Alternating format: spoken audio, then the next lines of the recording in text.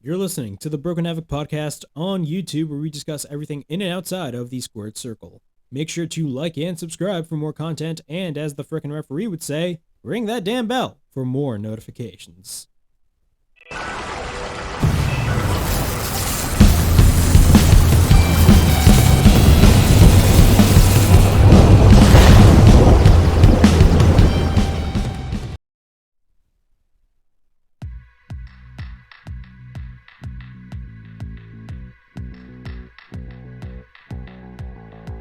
What's up, everybody? It is Broken Havoc here on the Broken Havoc podcast, here to review AEW Dynamite from January 12th, 2022. Overall thoughts on this show is, I thought that this was actually a really good episode of Dynamite. There's a lot of things that went down on this show. Of course, we had the opening segment with the Undisputed Era and the Elite. Of course, a lot of tension going on for a future potential split up with Adam Cole and the Elite. Britt Baker also entered into the fray. Of course, they're feuding with Best Friends. A lot of things are going on this show. Of course, we had Sammy Guevara versus Daniel Garcia in a really good match for the TNT Championship. Overall thoughts, awesome ass match, and I'm really enjoying the storyline that they're telling with Eddie Kingston and Chris Jericho. A lot of things went down, and of course, how can I forget about CM Punk versus Wardlow? It was a pretty good match for what it was. They're definitely teasing that Wardlow is going to split from the Pinnacle. But yeah, I'm going to be talking about Dynamite. But before I get into the review, make sure to like and subscribe to the Broken Havoc podcast for more reviews. Of course, I review Raw, SmackDown, AEW Dynamite, Rampage, AEW pay-per-view reviews, and WWE pay-per-view reviews, all on this channel. I got a future new series called Old School Showcase, where I discuss weekly a particular show from the past. The first episode probably will be uploaded either today or tomorrow. The first episode will be on ECW One Night Stand 2006, one of my all-time favorite pay-per-views, so be on the lookout for that review and for other reviews and upcoming reviews on this channel for more content. Alright, let's get into with Dynamite. So this show started off with Adam Cole, Bobby Fish, and Kyle O'Reilly, of course, Red Dragon, the tag team. Now, apparently they're now called the Paragon. That is the new name for the Undisputed Era. I keep on calling them the Undisputed Era because that's what I'm really known for. That's what I'm really known them as, the Undisputed Era. You know, I heard, some people were saying they should be called the Undisputed Elite, which, to be quite honest with you, I think that is a badass name. I actually really love the name, the Undisputed Elite, and then you would have this a whole storyline involving the Elite and the Undisputed Elite. I don't know why, that just sounds so badass in my opinion. Kind of like, the NWO Hollywood and NWO Wolfpack. I don't even know if I should make that comparison, but I don't know. It just sounds really cool. But I'm gonna be talking about Dynamite and this opening segment. So Dynamite kicks off with the Paragon, as the new faction is called. So Adam Cole, of course, has the microphone and states, "Who's ready for story time with Adam Cole, baby?" Then he says, 2021 was a great year for the three of them, and 2022 is going to be even better. He reminds everyone that he hasn't been pinned in AEW or he was never made to submit. He's undefeated in singles competition, and on top of that, the boys are back together. I love the fact, ever since, Kyle O'Reilly came in and Bobby Fish came in, especially with Kyle O'Reilly, they really have been playing into the fact that they have been feuding throughout 2021. Of course, you guys watched NXT. They have been feuding. Now, granted, I'm not the biggest watcher of NXT, but I know that they were feuding and they had really good ass matches. They have been feuding, and I love the fact that AEW continues to follow continuity. They're breaking the rules of, when the other guy goes to the other company, you don't acknowledge what the other guy states. They are acknowledging that these guys had somewhat of a beef in storyline back when they were in NXT. I really love the fact that they are really playing that into the storyline, and they're back together. So then he puts over Kyle O'Reilly, Bobby Fish as the baddest team on God's green earth. Then a new era is here in AEW. And then the Young Bucks come out, as always, ever since Kyle O'Reilly and Bobby Fish came in. They have been suspicious of Adam Cole. So Matt says, seeing he kicked COVID's ass in 2 days, they'd figure they'd come down to the ring and join them. And he says, thanks for the invite, meaning, he basically never invited them. That's a little nod right there. Then Kyle O'Reilly grabs the mic and says, with all love and respect, no one invited them in Jacksonville, but don't stop them from trying to interfere in their match with the Super Friends, as Kyle O'Reilly stated. Met says that he's right, he didn't need their help, and they will play nice, but they will make one thing perfectly clear. This is still their company. They're the longest reigning AEW Tag Team Champions in company history, and there's a New Year's Revolution, and it's to get their belts back. Then after that, Bobby Fish says that they have the exact same New Year's Revolution. There's not a single team on this planet that is going to stop him and Kyle O'Reilly from those tag titles, including the Young Bucks. Then after that, Adam Cole gets the mic, and he's starting to be like, all right, everybody calm down. But at the same time, he states, that's exactly what they need. Some friendly competition. That's what makes them the best team in AEW. And look at a team like Best Friends, and he basically calls the Best Friends an absolute joke, as you guys all know. Adam Cole and, Kyle O'Reilly and Bobby Fish have been feuding with the Best Friends lately. So then what happens? The Best Friends come out. Cassidy has the mic. And Cole says, for the love of God, can someone cut that stupid music off? Every time when Cole gets pissed off at something, I don't know why. It's just so funny. I just do not know why. Whenever Cole gets just angry as fuck, I just laugh my ass off. But he asks Cassidy, what does he have to say that really includes any importance?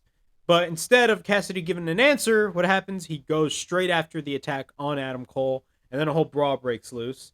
Then Red Dragon takes out the Best Friends. Cassidy with repeated rights on Cole. He throws Brandon to the outside, that being Cassidy. Brandon Cutler, I should say. Then, all of a sudden, Adam Cole hits a low blow on Orange Cassidy.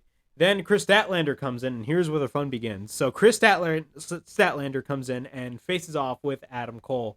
But then out of nowhere, you had Britt Baker just run in and just make the save for Adam Cole. And then she attacks Chris Statlander, then proceeds to hit the curve stomp on Chris Statlander. Then Britt Baker proceeds to hold on Orange Cassidy. Then what happens? Adam Cole hits the super kick, and then he hits the boom. The Elite stand tall. And then, of course, Cole wants to do the signature kiss, the side cheek kiss with the Young Bucks, but what happens?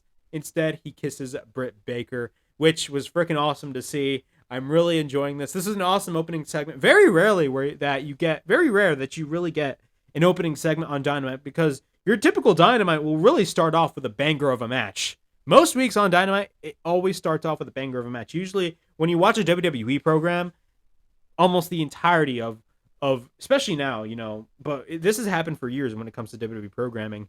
For years, you have been seeing, really Raw or SmackDown start off with like a 20-minute segment. But this segment started off Dynamite, and honestly, I had absolutely no problem with it, because usually Dynamite starts off with, a 20-minute banger of a match, but I've stated that like twice already. But this was an awesome segment. I'm really loving the fact that, they're continuing to, they're having the Young Bucks be suspicious of Adam Cole, knowing the history of Adam Cole, Kyle O'Reilly, and Bobby Fish. Not only that, I love the fact that Britt Baker came in for the save, and she's technically part of the group now, but that is awesome to see. 100%. I stated this before in my previous Dynamite reviews. 100%. We're seeing Adam Cole turn on the Young Bucks and the Elite. I assume that's going to happen once Kenny Omega comes back. When he will come back, I honestly do not know when, but we all know it's coming. This year's going to be a huge year for Adam Cole. This guy's going to go single alongside Kyle O'Reilly and Bobby Fish. It's going to be one of the awesome ass factions, and a lot of people are saying, where are those trios titles going to be at? And AEW right now is full of factions, and I do believe that trios titles need to be in AEW, so we can have guys like the Paragon have those trios titles intact. But overall, this is an awesome segment to open up Dynamite. We get a video package on Wardlow, basically just talking about his power and agility, all that stuff. Speaking of Wardlow, did you guys hear that report that the WWE is actually interested in Wardlow? Of course they are, because WWE, or I should say Vince McMahon, loves big men. All right, we got CM Punk versus Wardlow. Overall thoughts on this match. This was a good match. I enjoyed this match for what it was. Of course, this is not only, this is a whole storyline with CM Punk and MJF, of course, ever since that whole Thanksgiving episode of Dynamite. MJF and CM Punk have been verbally going at it constantly. And of course, as we saw last week on Dynamite at the Prudential Center, it was an awesome ass segment between CM Punk and MJF, and CM Punk wanting the match. But before he has to get on, MJF, is going to get the match with Punk. Punk has to go through basically every member of the Pinnacle. So he's basically, going through what Chris Jericho went and what Cody Rhodes went through.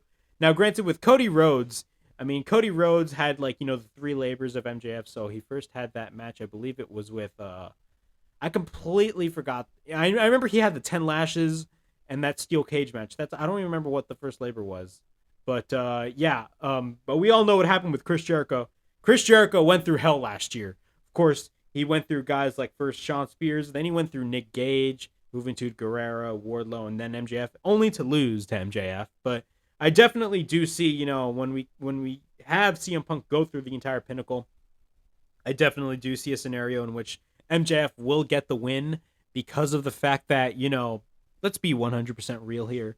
MJF is the guy to beat Hangman Adam Page for the AEW World Title.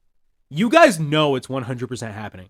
And once that happens, I definitely see, probably around Double or Nothing time. Around Double or Nothing. If it happens at Double or Nothing, if it's Hangman Page versus MJF, and MJF wins the AEW World Championship, bro, it's going to be a freaking riot at the MGM Grand. I guarantee you that.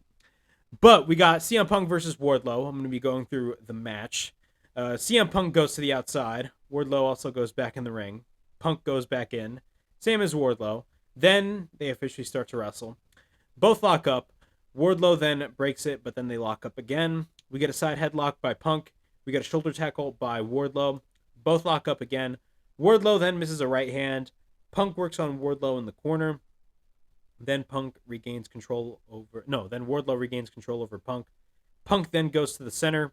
Wardlow goes for repeated kicks on Punk in the corner. Then he sends Punk to the other corner, but misses. Punk goes for his kicks. Then he picks up Wardlow to try to hit the GTS, but Wardlow escapes. He tries to hit the powerbomb, but then Punk escapes again. Once we go to commercial break, Wardlow is in control. Once we're back from commercial break, Wardlow then sends Punk into the corner. We get a boot by Punk. Then Wardlow throws Punk across the ring. Then Wardlow sets up the powerbomb. Punk reverses the powerbomb attempt into a roundhouse kick. Then Punk goes for a couple of kicks. Wardlow no-sells when Punk was going for 3 different clotheslines. Then Punk continues to take shots at Wardlow. We get a springboard clothesline by Punk. Then we get a running high knee on Wardlow by Punk in the corner. Then Wardlow catches Punk, picks him up, and hits the powerbomb. Then he hits the powerbomb again on CM Punk, so you know where Wardlow's going. This, of course, for the past couple of weeks, Wardlow has been a jobber squasher, and basically he has been powerbombing everybody. So he's going to do the same to Punk. Then he powerbombs him for a 3rd time, and then a 4th, and then he sets up a 5th, and he actually hits a 5th powerbomb on CM Punk. We get a cover and a near fall, but then MJF comes to the apron, and MJF states he tells Wardlow that he wants more, so he's demanding him to basically just hit more powerbombs on him. Then he wants him to take out Punk fully, so he hits a 6th powerbomb. MJF then wants him to do it again. Then he hits him for a 7th time. Punk is on the apron. Then Wardlow is about to continue, but then MJF tells him to powerbomb him through the timekeeper's table. Then he powerbombs him through the table. Punk crawls back in the ring, and he makes it back in just in time before the 10 count. Then MJF gets pissed off, yells at him to powerbomb him again. But then what happens when MJF basically, was distracting Wardlow? Punk out of nowhere applies the inside cradle. 1, 2, 3. CM Punk beats Wardlow in embarrassing fashion. Overall thoughts on this match. Great storytelling right here. I love the fact that MJF is just demanding Wardlow to just constantly just beat the shit out of CM Punk. But of course he wants him to take him out because MJF is that scumbag piece of shit heel. And, after this, what happens? MJF is just pissed off right now at Wardlow. Then he yells at Wardlow that he never wins his big matches. Then he proceeds to push him. Wardlow then gets fired up. And then when MJF constantly was just pointing fingers at Wardlow on him, Wardlow just then grabs the arm of MJF, but then Shawn Spears just comes in to basically like separate them, and then they leave.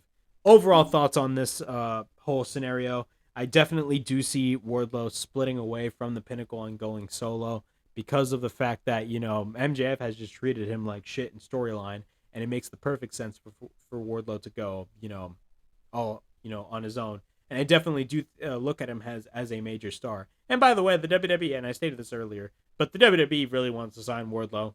I mean, he's not going anywhere because I do believe he's signed to a multi-year deal with AEW, but of course the WWE looks at somebody like Wardlow. I mean, the guy is huge. Why wouldn't the WWE look at a guy like Wardlow? I mean, it makes the perfect sense. I mean, as I stated earlier, Vince loves big men. We got Dante Martin versus Powerhouse Hobbs. This match was really good. Of course, they've been feuding for a while, and, the tension really escalated last Saturday at Battle of the Belts after the FTW Championship match between Matt Sydal and Ricky Starks.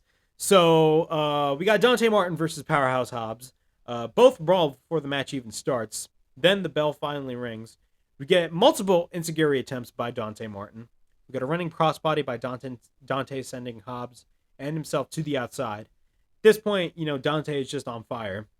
So then we get a shotgun dropkick by Dante, I should say. Then Dante hits a diving crossbody on the outside, but then gets caught by Hobbs. When Hobbs catches Dante, he hits the spine buster on Dante on the outside on the floor, which definitely looks painful. He throws Dante to the outside. At this point, Hobbs is in control. We get a slam by Hobbs on Dante, and then he slams him again. He continues to work on Dante. Dante fights back. Dante runs into a clothesline by Hobbs. We get a right hand by Hobbs. Dante then fights back with a couple of kicks. We get a couple of rights and lefts by Dante, but then Hobbs stops Dante. Then he proceeds to pick up Dante for the torture rack, but then Dante escapes. We get a crossbody on Dante by Hobbs. We get a cover and a near fall. Then he sends Dante to the corner. He proceeds to work on Dante in the corner. Then he sends him to the other corner, sending Dante to the outside. Without the referee looking, Starks goes for repeated stomps on Dante Martin. Then we go to commercial break. Hobbs is in control during the break. Once we're back from break, Hobbs goes for a right. We get a couple of forearm shots by Dante. Then we get a boot by Dante. Then he gets caught into the torture rack. Dante escapes and hits a shotgun dropkick. Then he goes to the apron. We get an enziguri by Dante. He goes to the top. He hits a shotgun dropkick. We get a cover and Hobbs powers out. Hobbs is on the outside. We get a springboard tornado by Dante. Dante then goes for a running kick. Hobbs then regains control. Ricky is on the apron, but then Jay Lethal out of nowhere, yes, Jay Lethal, comes in to confront Ricky Starks. Dante hits a nosedive, a springboard nosedive. We get a cover, and Dante Martin beats Will Hobbs. Overall thoughts on this match. This was not a bad match. I really enjoyed the match. Will Hobbs looked great. Dante Martin, bro, what can I say about Dante Martin? I swear to you, Dante Martin was like one of the in-ring MVPs of 2021. Like, this guy, ever since his brother Darius went out with an injury, Dante Martin has been on fire. And you know what? This match definitely proved it. Dante Martin just looked great. He was amazing. Seeing Jay Lethal back, I mean, like, first off, it was kind of weird, having, Jay Lethal just come and attack Ricky Starks out of nowhere because of the fact that we haven't seen Jay Lethal on Dynamite for the past couple of weeks. The last true time that we've seen Jay Lethal on Dynamite was when he faced Sammy Guevara for the TNT title. And that was a damn good match. But it was really weird seeing Jay Lethal back. I mean, I feel like they should use him in a better capacity because of the fact that we haven't seen him on television for the past few weeks. I believe he was on Dark. Correct me if I'm wrong, but I do not watch Dark. So, all right. Alex Marvez then interviews Chris Jericho. He tells Chris Jericho that the PWI, Pro Wrestling Illustrated, has named the Inner Circle as the 2021 Faction of the Year. I love the fact that, AEW is really acknowledging Pro Wrestling Illustrated, of course, with the PWI 500. Even if a WWE wrestler was like number one on the PWI 500, they would never acknowledge it. I just do not know why. Maybe they do, correct me if I'm wrong, but, of course, Kenny Omega was number one in the PWI 500. But this is not the PWI 500. This is the PWI Year-End Awards. And, of course, the Inner Circle was the 2021 Faction of the Year, so that was great to see. Jericho says it's a great honor to get the award, and since day one, they promised to take over this company and be one of the biggest and baddest band of blood brothers. Then Eddie Kingston comes in and he tells, to mind his own business. Nobody cares about Sammy Guevara. He tells Santana and Ortiz the reason why they're not the World Tag Team Champions, and he proceeds to point at Chris Jericho. And then after that, Jericho tells Kingston to shut his mouth. I will say this. I really love the tension with Chris Jericho and Eddie Kingston. I don't know why. To me, it just feels real. Like, it just feels like legit, like real, like heat to me. I just love like just the whole like aspect of like these two guys just like do not like each other. Especially, it's just freaking awesome to see. But after that, Jericho just tells them to like get the hell out. Then Santana and Ortiz leave, same as Jake Hager, and then Jericho says that he will be in Sammy's corner in the main event with Sammy versus Daniel Garcia. And then if he wants to be in his corner, that's fine. But if 2.0 get involved, he will kick their ass. And if Kingston gets involved, he will kick his ass as well. Again, all right. Again, I love this whole tension between Eddie Kingston and Chris Jericho. I definitely do see a match happening, probably at Revolution. Maybe, you never know, maybe at Beach Break. There's a lot of, areas where you can do this match, but, I'm really loving, this whole tension within the inner circle, really regarding Chris Jericho and Eddie Kingston. It's not really involving all the members of the inner circle, but, it's really affecting them. And I love the storytelling of that. So then MJF out of nowhere comes out and, he's just pissed off that CM Punk beat Wardlow and says next week it's going to be CM Punk and Shawn Spears. Definitely CM Punk is going to go over in that match. He's going to beat everybody in the Pinnacle. And then once he gets to MJF, he's definitely going to lose. I definitely do see that happening. We have seen the labors of MJF with the labors of Jericho last year. I think we're going to see the same thing, and CM Punk is definitely going to suffer his first loss. I just definitely see a lot of other podcasters have stated that, CM Punk is probably going to have his first loss against MJF. And you know what? To me, I wouldn't have a problem with that, considering the fact that, MJF, I guarantee you, like, 2021 is definitely 100% MJF's year. It's just MJF's year, period, man. MJF is just going to be insane this year, and I definitely do see him winning the world title. I know I've stated this already in this review, but it's happening, guys. It is freaking happening. MJF is the guy to beat Hangman Adam Page. All right, the Elite is backstage and says that they whooped the ass of the Best Friends. And then Britt Baker comes in and proposes a mixed tag team match with her and Adam Cole versus Chris Statlander and Orange Cassidy. So I'm definitely, really interested in that match. All right, we get the AEW World Champion, of course, Hangman Adam Page. He says that for the past 2 months, he spent 90 days against one of the best in the world. He poured sweat. He spilled enough blood for the AEW World Title, and says 90 minutes is not enough. Says it's a new year, and the records have reset, and the Hangman needs a new challenger. Then all of a sudden, what happens? Dan Lambert comes out. Yes, the jackass Dan Lambert. I'm kidding. I'm a big fan of Dan Lambert, by the way. He proceeds to run down Hangman verbally.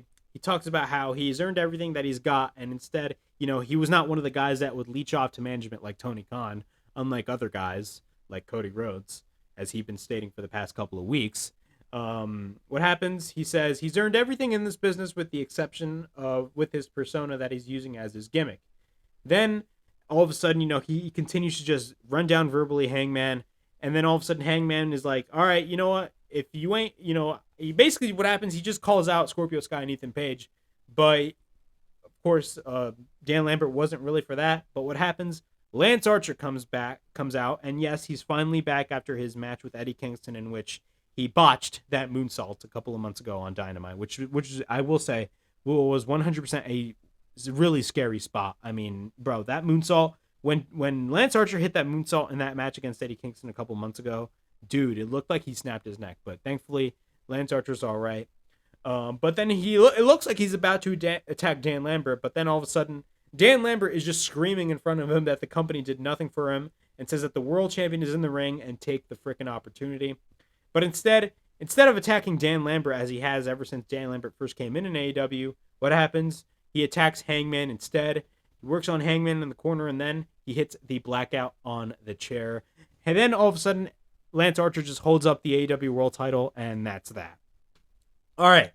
What are my thoughts on this segment? Having Dan Lambert here was kind of weird. It kind of came out of nowhere, but it was great seeing Dan Lambert in the segment. Having Lance Archer back is just great to see. I definitely do see, Lance Archer. I mean, the guy, from the looks, when you look at him, you can tell the guy's a main eventer. I mean, after this, of course, definitely 100% there's going to be a match between Lance Archer and Hangman Page. But do I see Lance Archer winning the title? No. But I pretty much assume that we're going to get a match between Hangman Page and Lance Archer, maybe at Beach Break in a couple weeks. That's my view. I do not see this match happening at Revolution, in my opinion. I definitely do see somewhat of an Iron Man match happening with him and Bryan Danielson 3. Come on. AEW, book an Iron Man match for Bryan Danielson and Hangman Page. Please. Book it for Revolution. All right. Tony Schiavone interviews Arn Anderson and his son, Brock Anderson, and Lee Johnson. Arn says that they're proud of both of them. Then all of a sudden, Tully Blanchard and FTR from the Pinnacle come in.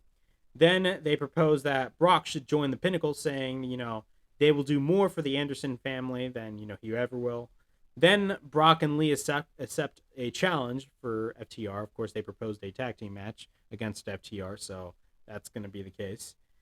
Then we get Hikaru Shida versus Serena Deeb for the 5th time. Now, when they announced this match again last week, I was like, why are we getting this match again?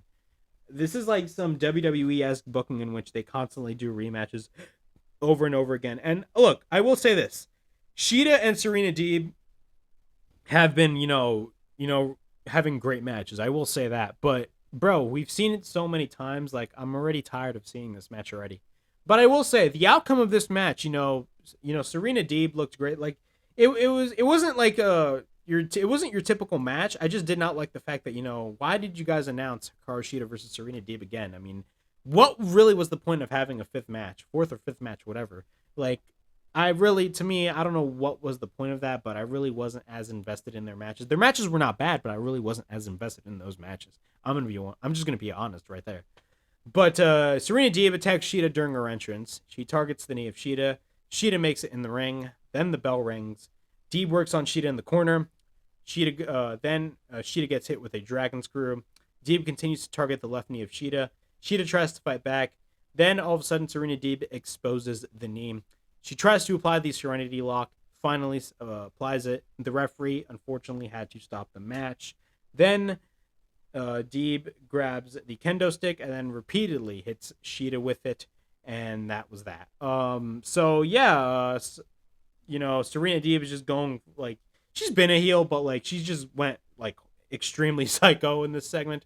Honestly, I just did not know what the point of this was. But, you know what? Serena Deeb looked great, being portrayed as, like, this crazy heel after that. But, I mean, I'm going to be honest. I mean, what was really the whole point of having Hikaru Shida versus Serena Deeb again after we've seen it, like, 4 times? I mean, like, in my opinion, I'm just not as invested in this feud as a lot of other people are. That's just my opinion. We get Jurassic Express backstage. They basically challenge anybody because, of course, Jurassic Express beat the Lucha Bros last week in New Jersey to be the new AEW World Tag Team Champions, which I will say was a whole standing ovation, and everybody went crazy when Jurassic Express won the tag titles. But they challenge anybody, and John Silver and Alex Reynolds of the Dark Order come in and challenge them to a match this Friday on Rampage, which was already taped on Wednesday. So I didn't look at the spoilers, but I know for a fact that match is going to be really good tonight once they're on TNT. I'm really excited to see that match. We get Matt Hardy versus Penta El Cerro. Matt Hardy before the match, he cuts a promo and, saying that his family is here and all that stuff. And he says he's going to delete Penta and send him to the hospital like his brother. Yeah. Okay, great. This was a match that, again, I just did not care about. Penta is great at what he does, but really, what is the point of having, Matt Hardy wrestle Penta? I don't know, but whatever. The match starts. Both taunt each other with their Zero Miedo and delete signature catchphrases, I should say. Both proceed to fight it out. We go to commercial break. Penta is in control during the break. Once we're back from break, Hardy is in control. Penta then regains control with the Sling Blade. He tries to hit the Fear Factor, but Hardy counters into a DDT. We get a cover into a near fall. Penta is on the top, but then Penta later sends Hardy to the middle rope. Penta goes back to the top. He hits a double stomp on Hardy. We get a cover and a near fall. Both are on the apron. Then they exchange shots. Penta then tries to go for the Fear Factor on the apron, but then Matt escapes. Then Matt hits the side effect on the apron. We get a cover and a near fall. Matt goes to the top. Then Matt gets taken down by Penta. Penta then hits the Fear Factor. We get a cover and wins the match. Penta then grabs the mic and says that he's going to show him respect. He proceeds to attack Penta. We get a... Wait, what? Timeout. I kind of, messed up my notes right there.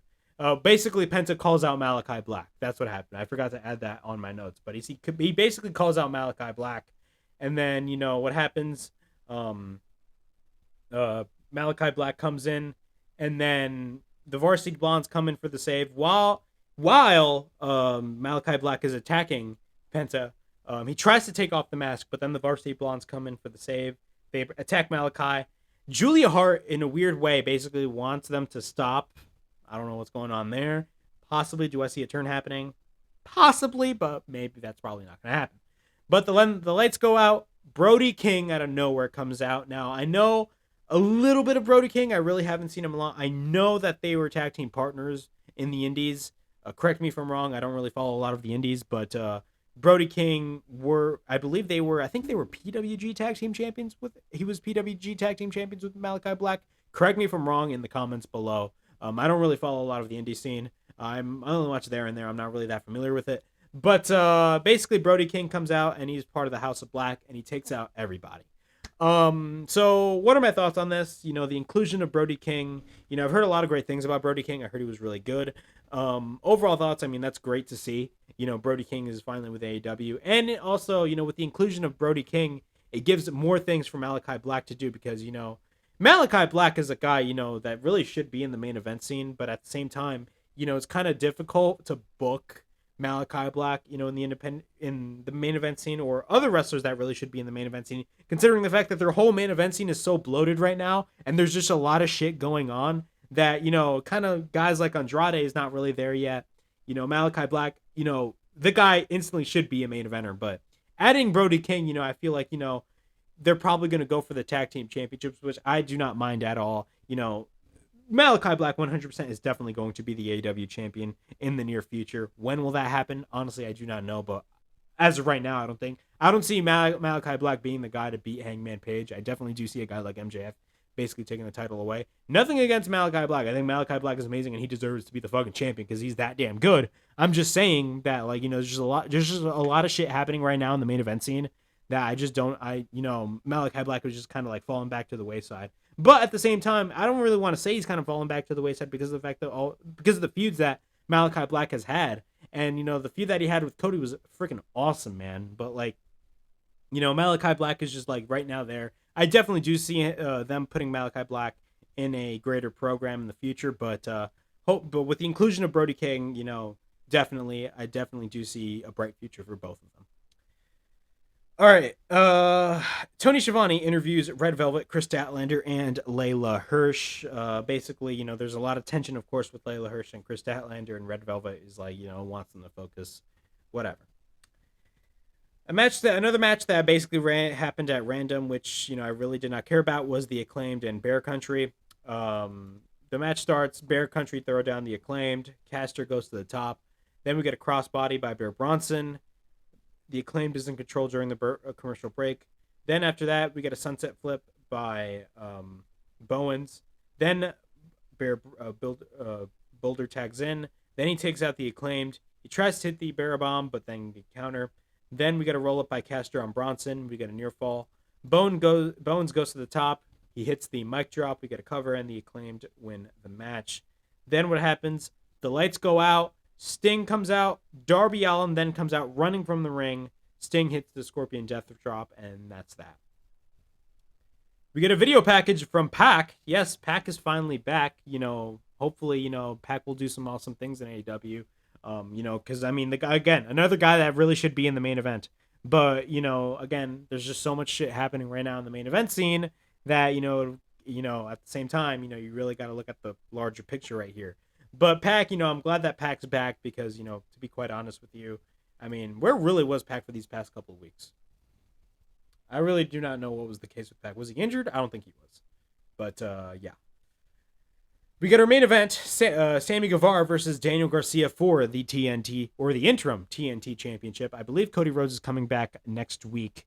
which, is kind of in a way silly because of the fact that they crowned an interim TNT champion only for the actual TNT champion to return 2 weeks later.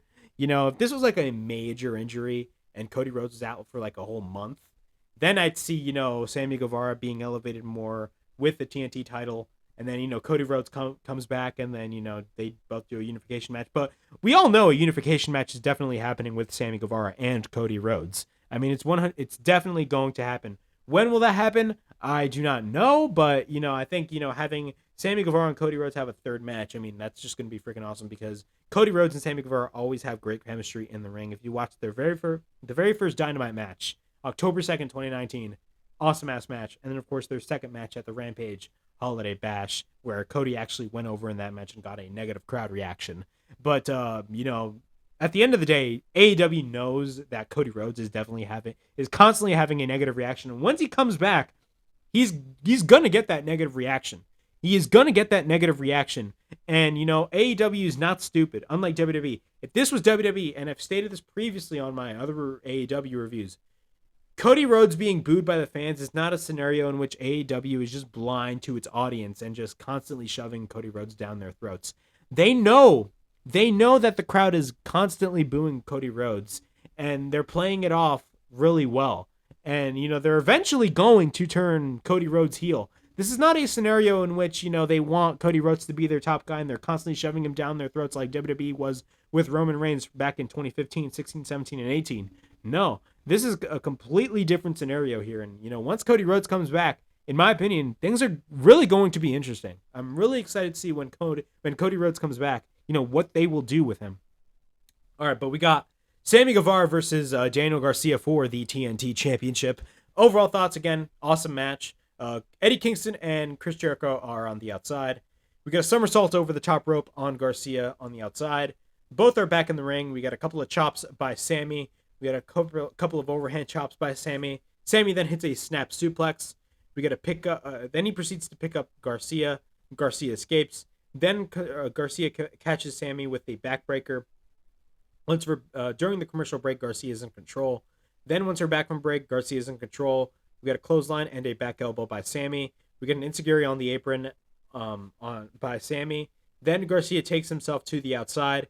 We get a springboard somersault on the outside by Sammy. Sammy then goes to the top, but Garcia takes him down. We get a shot to the back by Garcia. We get a backdrop driver by Garcia after that. Then we get a cover and a near fall. We get an inside cradle by Sammy. Then we get a near fall. Then he picks up Garcia. He tries to hit the GTH, but then Garcia counters the GTH and applies the Scorpion Deathlock. Then Sammy goes to the bottom rope.